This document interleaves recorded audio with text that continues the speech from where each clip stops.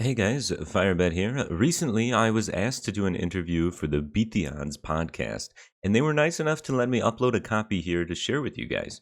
I know interview content isn't exactly what this channel is about, but hopefully you guys enjoy. And if you'd like to see more of this kind of content, I've put a link to their other podcast episodes in the description. In the beginning, I think it was just the passion. I had one of the strongest passions for the game out there, I have to say. So, being passionate, trying to do the extra steps, trying to add my own research, my own data, and then theorizing about the game, trying to go as above and beyond as I possibly could because I loved playing the game and I loved the feeling of winning.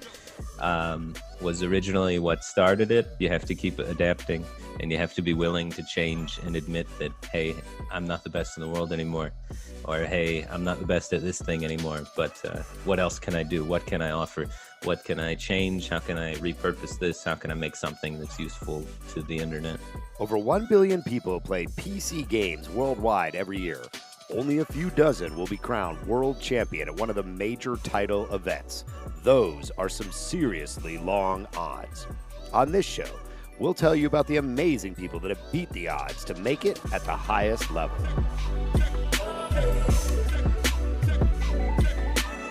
Firebat's career has evolved from Hearthstone world champion to caster to streamer. On this episode of Beat the Odds, we will share his amazing story of hard work and dedication to his craft. Before he became the scientist Firebat, he was known by his given name, James Kostasich. Young James was born in 1996 in Michigan. He was raised by his parents, along with 2 sisters and a younger brother. They lived much of his youth in suburban Detroit before moving to a more rural town in the outskirts called Howell. When I was younger, I was pretty reserved. I like to kind of keep to myself most of the time. I usually had like 1 or 2 really close friends. That was the kind of way I like to be. I wasn't like one of the people that like to have like tons of friends and big groups. I liked small groups of like 2 or 3 people hanging out kind of thing. Some really good, loyal friends usually that are still friends to this day is kind of the way that I operated, I guess, as a kid. For most of his life, he attended a small charter school and was able to move through his studies at his own pace. His mother pushed him to always take on challenges with harder material at school. Every time I got to a spot where I was doing well, like getting A's pretty consistently, my mom would come in and be like, yeah, he's getting A's every time. He needs to test out or do something harder. And then she would buy me some book that I'd have to read, and then I'd read that book, and then I'd test out of whatever the class was. So every time I got to a spot where I was like, all right, I'm getting A's. My mom made me test out, and then I was back to getting B's and C's. So I was never really that smart or good at school. I was just, my mom just really pushed me really hard, which led to me being able to skip grades and stuff. A smart kid with a fair bit of free time, the early teen years is when gaming started for the boy that would become the Firebat. Probably about middle school, I started playing StarCraft, Brood War, and Warcraft 3, which were, more serious video games for me compared to like the Nintendo stuff I was doing before. So that was pretty cool. They're challenging RTS games, but the main part that made me fall in love with the video games and stuff like that was the modding and mapping communities. He was drawn into the new game levels and the ability to experience them with a wider community. So I just had a ball just exploring that, and you can imagine being a middle school kid and games cost money to try and play like a different game out there. You have to go to the store and buy a game. Now here's all of a sudden I get to just go to the custom game screen and double click anything, and all of a sudden it just instantly is a brand new game. That was absolutely crazy. A lot of them were all like brand new, so everyone's kind of figuring it out at the same time, which is really cool. That sensation of being there at the beginning of something is really important, I think, to get, if you want to get super addicted to video games, if that's your goal, is to get addicted to video games, playing at the beginning is the best way to do it, because everyone's on the same level, everyone's learning at the same time. You get to see the strategies evolving and stuff like that. It's really a great feeling. While gaming was growing in importance for him, James was also a strong soccer player. The sport would help him develop the work ethic that would help immensely with his later focus on gaming. I played soccer for as long as I can remember. I don't know exactly when I started, but I started really young, and then I played through college. So I played a lot of soccer. Yeah, it started even before this. I was definitely like, before I was a video game guy, I was like a sports guy, and I was always really competitive. I was never the best at sports, but all of my coaches and my parents and stuff like that were like, yeah, he's got like the most heart on the team for sure. So I was the guy that always shows up early and tries to work the hardest, does the most running and stuff like that. But I never really had the talent for sports. I just had the work ethic for it. After the family moved to Howell, James switched to the larger public Howell High School. There he played soccer and continued to game extensively in his free time. The earlier push by his mother led to James graduating high school at only 17 years old, and he had the opportunity to enroll at Cleary University in Detroit on a partial soccer scholarship. I wanted to have that experience of being a college athlete. So, I'm always trying to do as many things as I possibly can, experience as much life as I can. And that seemed like a pretty good, once in a lifetime opportunity to compete at something I love doing at a high level. So I jumped at the chance to be able to do that. While gaming had already taken a strong hold, this was 2013, and the big money tournaments and streaming were just getting off the ground. A career in esports was not something he considered. At that point, I didn't know that gaming existed as a career possibility. That was before like tournaments and stuff were super popular or accessible. And that was before a lot of streamers were actually making money and stuff like that. Most of the people that worked on like Twitch and stuff like that were more like passion people rather than people trying to make a career. So, yeah, I had no intention of doing anything with esports yet. So looking at college going forward, I didn't really know what I wanted to do. So that's why Cleary kind of made a good fit for me, because it was a business. It was around this time that James adopted the gamer tag Firebat. Eventually, I got that account by just typing in all of the names that I was trying to get. And you'd have to try like every month or so to see if the accounts lapsed to the people that had them. And then eventually you could get a cool, we call them originals, which isn't just a name without any numbers. That's just like one word. So that was my cool original name. And I got it too because I like the unit, the Firebat.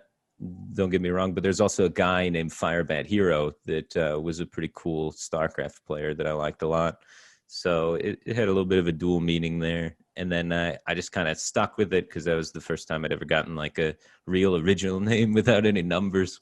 While classes and playing soccer filled some of the day for Firebat, gaming started to take a more prominent role for him in 2013. College, like you didn't have to show up to the classes if you didn't feel like you needed to.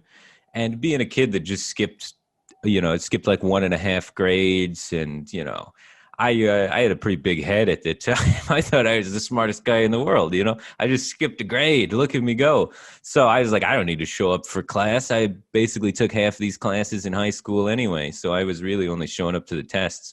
And I was staying home gaming 8-10 hours a day.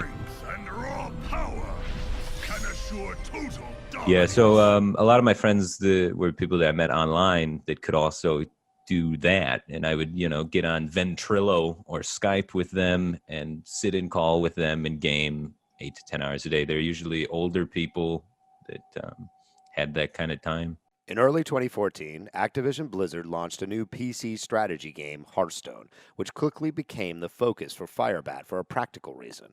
It was quieter to play while pretending to pay attention to his professors at Cleary. I tried to get into the beta. I didn't make it in the beta, and then it officially comes out, and it was really great because I was starting to get in a little bit of trouble with attendance and stuff like that. Not like penalized, but like my teachers were like, you're not showing up, and there's like this participation thing, and we're thinking of docking you a lot of participation points. So Hearthstone was great because I could show up and I could play the game in the class because you had laptops and stuff. Hearthstone wasn't out on mobile yet, but yeah, you could play the games at school, which was pretty fantastic. You can't really play StarCraft at school because everyone's going to hear you mashing on your keyboard. But Hearthstone is just all the mouse for the most part, so nobody can really hear or tell that you're playing it. So I didn't want to lose my participation points, so I was playing Hearthstone at school. Firebat's move to Hearthstone nearly full-time was rewarded when an unexpected invitation arrived from Blizzard later that year. I was just playing, on my laptop in the classroom and hanging out with guys on Ventrilo and playing a bunch. And I didn't know that the World Championship was a thing. I didn't know the tournaments for Hearthstone were a thing. And I got an email that said from Blizzard that said you've qualified to the World Championship qualifier, I guess was maybe what it was just called, and it was in New York. And apparently, I'd qualified from ladder points. I asked people if it was a scam or not, and they told me no, it's legit. At this time in 2014, Firebat was still a full-time student with a soccer scholarship at Cleary University. While his parents supported his interest in gaming, they were not too happy about the idea of him blowing off his university obligations to fly to New York City for the qualifiers. I told my parents. My parents were skeptical and didn't believe it, and they were like, "You're not going to New York to do this." I had never actually even really traveled away from my parents at all at this point. Firebat eventually squared things at home and committed to the 3-day event in New York. He traveled to the city as a 17-year-old unaccompanied minor. It was a great opportunity to finally meet people from across the country that he had gamed with for countless hours. At this time in 2014, he was known online as a strong player, but he was not one of the favorites for the event. I had a group with Strife Crow, which I was really afraid of at the time. He was regularly known as like the best player, was Strife Crow, and I had to verse Hyped, and then it was also considered a really strong player at the time. And I had to verse my buddy Death Star V3, who is someone that I kind of built decks with and was a friend that I'd played with a lot. And I had to eliminate him, unfortunately. And we had brought the exact same decks together for the most part. In his first major tournament at the 2014 Hearthstone qualifier in New York, Firebat placed high enough to qualify for the World Championship later that year. He was hooked. Returning to business school and soccer at Cleary didn't hold much appeal. He was ready to game full-time and make a serious run at the World Championships. I got in a lot of fights with my parents because they really didn't like what I was doing with my life. Understandably, not because like they didn't believe in me or they didn't believe that I could do well, but because they were afraid for my well-being, as any parent should be, right? I don't want to paint them in a negative light. They wanted me to stay in school and do the scholarship and, get a degree and then pursue this later. And I was like, no, I need to do this now. If I don't do it now, it's not going to happen. So I drove to Toronto to stay with my buddy Hosty and pursue it from the esports thing from there. In November 2014, the 16 top players from across the world gathered at Blizzard's studio in Southern California for the BlizzCon event. Firebat took his place as one of the top 4 qualifiers from the Americas.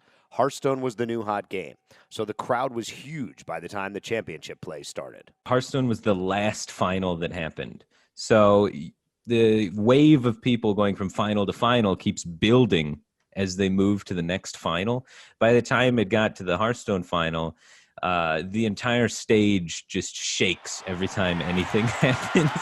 It was pretty surreal and spooky. While he wasn't part of a team at this time, he had support from friends from across the country. There was a lot of my friends there and giving me like emotional support and talking between the rounds.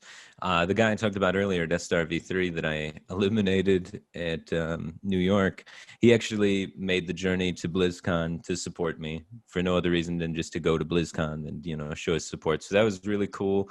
I had like my buddy Hosty was there. There's a bunch of people just in general that I knew from gaming and whatnot that were there that I, showing support and I could talk to between the rounds. As he always did, Firebat had done his homework and played out all the possible deck options.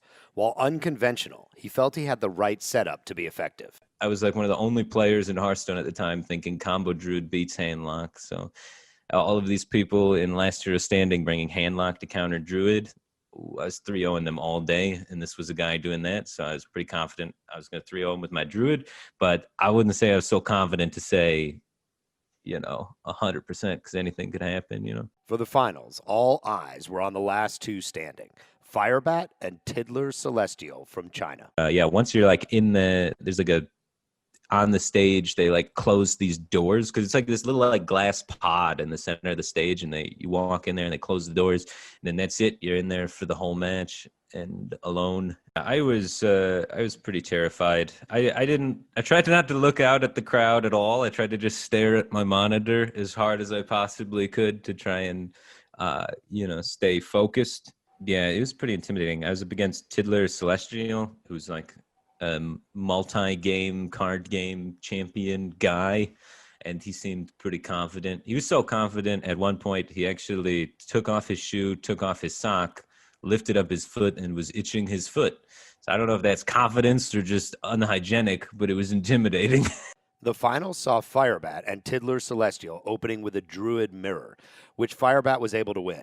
Tiddler Celestial's attempts to counter Firebat's Druid deck with both Priest and Handlock ultimately proved in vain, and Firebat stomped to victory in a straight-through 3-0 series to secure the $100,000 first prize. Ladies and gentlemen, one more time, give it up for the Hearthstone scientist, Firebat! There's a lot of adrenaline. It felt, it's definitely a really amazing feeling. A little dizzy, vision a little blurry. There's a lot of confetti just everywhere. Confetti was on everything for just forever. For like a week, you're still pulling confetti out of places. And then, you got to give a speech. And so I was terrified about giving the speech. So it's like, oh, God, I'm already overwhelmed by the feeling of actually winning. Now I got to come up with a speech that makes me not sound stupid. So, yeah, it was really cool. It was definitely a really amazing feeling. It was both exciting, scary, and, a sense of accomplishment all at the same time. With the World Championship title, Firebat committed to gaming full-time. He spent a little more time in Toronto with Hosty before moving to Texas to join the Archon team house. He leaned into his scientist nature, working to get an edge in Hearthstone through open-hand play and studying the results. We were just planning to get better. We'd get a Google Hangout call going, and then every single player in the group, we would all share each other's screens, and we'd just play with open hands some rounds, and then some rounds would be like, all right, this is a real round, don't look at each other's hands. But by playing with an open hand, you can kind of get to see what you're trying to play around better and stuff like that, and I don't know, learn some more of the interactions. You just catch more things, and then you start thinking with the closed hand, what's in their hand, because you're so used to being able to see it and playing around it. So it's a good practice technique. Competing in Hearthstone at a high level is about mastering the strategy of the game. Firebat is methodical about his approach. He describes the way he prepares here. What's the goal of the first 4 turns? What am I trying to do? Why am I trying to do it? What are they trying to do? Why are they trying to do it? How much can I interrupt their game plan while doing my game plan? All sorts of things like that, and thinking about things bigger than just what's the best play in any given turn. You got to kind of understand why, and always ask yourself why, and keep going deeper into that why. Why does that interrupt that? Why does this do this?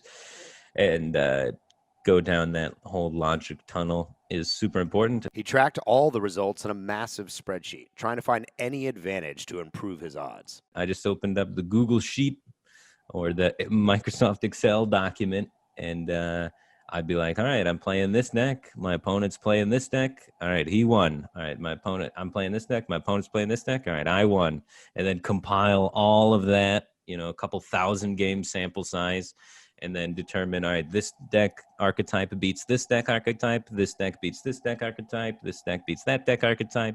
And then you make a sheet beyond that to try and do the conquest pick order or the last year standing pick order, depending on which format. Friend and training partner Zele describes Firebat's approach to the game like this. He's got a brain that's he's smart. He doesn't figure things out first every time, but he keeps going. It's that never quit attitude, and he does gain a deeper understanding of things over time than just about everybody else. So, he'll find something he's interested in, just focus in on it and learn it better and better and better until he's the best. He doesn't give up until he's the best. Over the next few years, Firebat didn't make it through the qualifiers and back to the Worlds, getting really close but coming up short. Hearthstone is a game where the edge for elite players is so small that there's no guarantee of victory.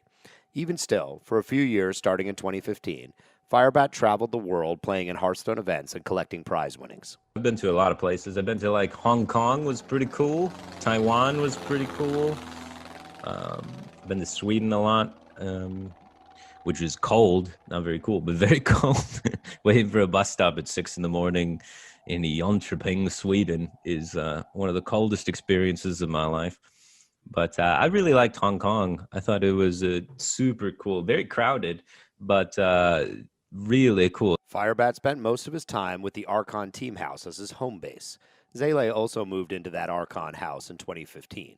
Zele described it as crazy, but also fun place to be. Yeah, no, living in the Archon house was a very fun time for like an earlier phase in life. It was very much a frat house feel.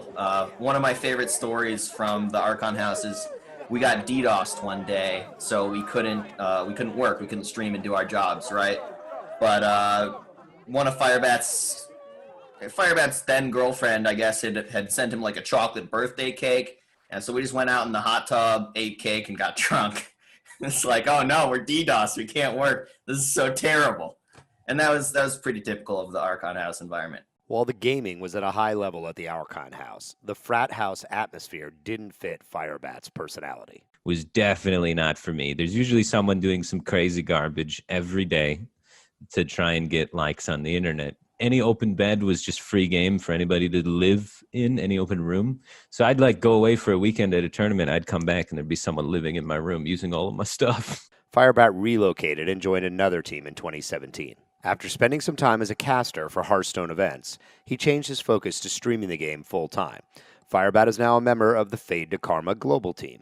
He really enjoys this new phase of his career where he gets to connect with his supporters. Not until like 2017 when I switched my mindset did I really feel like I was connecting with the fans. Because, like, yeah, you have fans and supporters when you're playing tournaments and stuff like that all the time, but they don't really know you. They're just like a fan of your play, a fan of, maybe the styles of decks you've shown an affinity to, but they aren't really people that know who you are. And now it's like I have people that come into the chat every single day and they ask me how my day is going and I talk to them about it. And then I ask them how their day is going and read about it. So there's people that I literally talk to every day that show up to my streams. Now it feels like I got really a core fan base. If I really wish I would have gotten into content creation earlier and gotten into streaming, because that's actually where the money is. But yeah, young me didn't care about money. Young me just wanted to win. As a streamer, he takes his scientist approach to the game and uses it to teach aspiring players the tricks that have helped him win. I would like my audience to think that I'm a good person and I'm passionate about what I do. I want to try and help new players bridge the gap from the average Legend player to someone that can play in tournaments, because I think it's necessary to keep the game and the scene alive to keep new players coming in. With his focus these days on streaming instead of competing, Firebat has been able to cut back his gaming from 10 hours or more a day to a more manageable workload. I don't play too many video games on the weekend. I've had a lot of problems with video games, sort of addiction and stuff like that.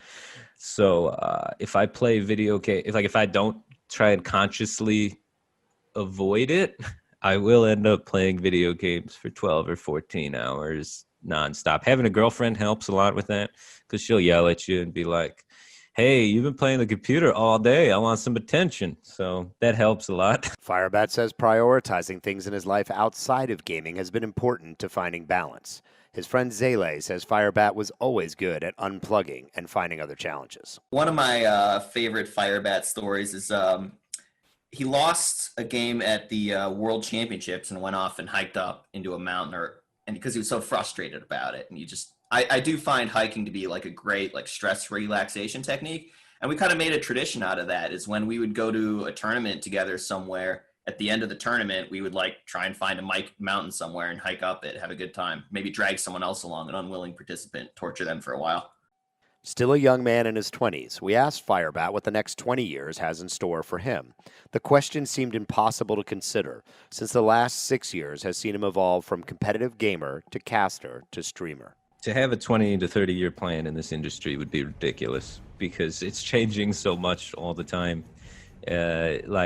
As I said in the beginning, all I thought was the gaming, the winning. I want to win tournaments. I feel amazing when I win. Let's keep doing that. I want that rush all the time. I love it. We wanted to hear Firebat's career advice for aspiring gamers. Here is what he had to say. If you're going to try and make this a career, you have to be flexible. You have to be willing to change. You can't expect things to be given to you just because, a lot of the best players in the world at Hearthstone and a lot of the best players of the world, because I was the best player of the world in 2014, maybe, but I'm not, even that, I'm not sure. Like, I won the world championship, I might still not have been the best player. We asked Firebat to share what made him so good at the game, able to play and win at the highest level.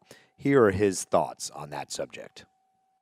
In the beginning, I think it was just the passion. I had one of the strongest passions for the game out there, I have to say. So being passionate, trying to do the extra steps, trying to add my own research, my own data, and then theorizing about the game, trying to go as above and beyond as I possibly could because I loved playing the game and I loved the feeling of winning, was originally what started it. And then after that, in order to keep it going for 7 years, because most people quit, especially in esports, after 1 or 2 years because the entire game changes and it's pretty hard to stay the best at something that's constantly changing. Occasionally there's going to be somebody that dethrones you. So in order to stay relevant and keep going forward, you have to keep adapting and you have to be willing to change and admit that, hey, I'm not the best in the world anymore, or hey, I'm not the best at this thing anymore, but what else can I do? What can I offer? What can I change? How can I repurpose this? How can I make something that's useful to the internet? After initially being concerned about Firebat's decision to drop out of school and focus on gaming full-time, his parents are fully on board with it now. My parents are my number one fans for sure. They couldn't be more proud of me. So, I mean, there's obviously a little bit of rocky stuff in the beginning when you're saying I'm going to quit college to pursue gaming, and they're like, whoa. But then, once it starts working out and things, they see the pieces start falling together and they start understanding what gaming is and stuff like that. They've been super supportive. My mom has like a huge scrapbook of all the different articles that mention me. If you literally tweet the word Firebat, my mom will like the post. So she's on the lookout for anything related to my name and stuff like that. That is our story of the scientist Firebat, pro gamer, caster, and streamer. We hope you enjoyed this episode of Beat the Odds and can find some inspiration and motivation in the career and journey of James Firebat Kostasic. Be sure to check out the other inspiring stories of professional athletes in this series. You can find more episodes on our YouTube channel at BTG Media US or by searching Beat the Odds on Apple, Spotify, or your favorite podcast network. You don't want to miss our next amazing episode. We want to extend a special thanks to Tim Bergman and the team at Fade to Karma for connecting us with Firebat for this episode. Beat the Odds is a production of Beyond the Game Media. I'm your host, Brian Zwerner. Bo Johnson is our sound engineer. Thank you for listening.